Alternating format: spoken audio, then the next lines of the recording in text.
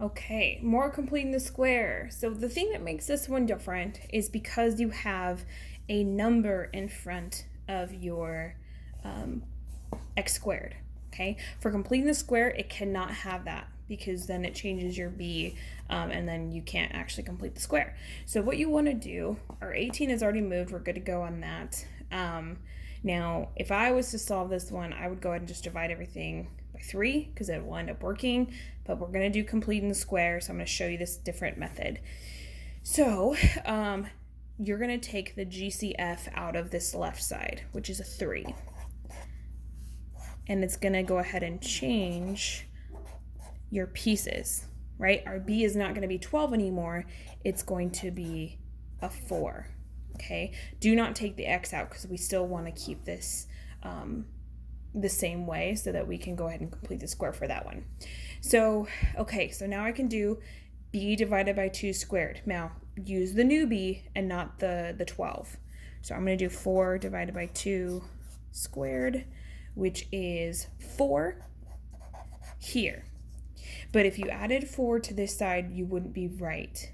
The reason why is because even though you put a 4 in here, technically in order to make this side balanced, you actually have a 12 because the 3 changes that. Okay, so that's what we're going to put over here, 12. All right. Okay, so now we can keep going.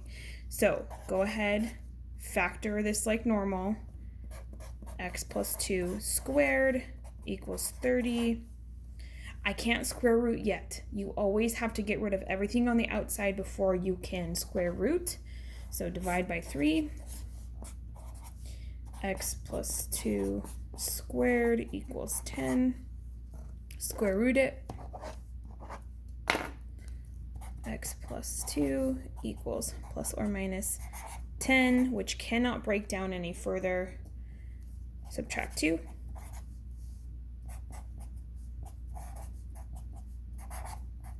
And then that's your final answer. So the part that we're adding here is this step. And the key thing is to factor out a GCF, after you move your constant term, and then go ahead and make sure to add the number to make it balanced, because it won't be as obvious as just taking this number to the other side. You have to consider the number out front. So we have one more to try. So still move the constant term over like normal. Ooh, 6. Okay. In this case, I'm taking out a 4.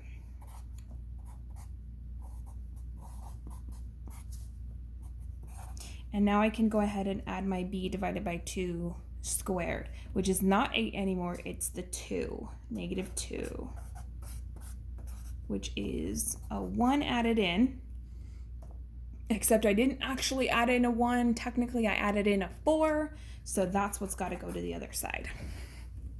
Okay, so now you keep going. Oops. Let's go negative 1 squared. We have a 10 over here.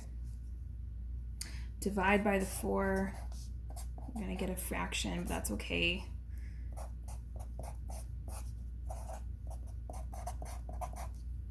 Okay, square root it. X minus 1 equals plus or minus root 10 over 2. Can't square root 10, but you can square root the 4. Add the 1. And you are good to go. Now, I don't know if it'll keep it like this. If they want you to, you might need to put these two pieces together, but I'm going to go ahead and leave it like that. So once again, we're adding in the GCF, taking this out. Move the constant term first, like always, and then go ahead and just make sure you're adding the correct number to the right side.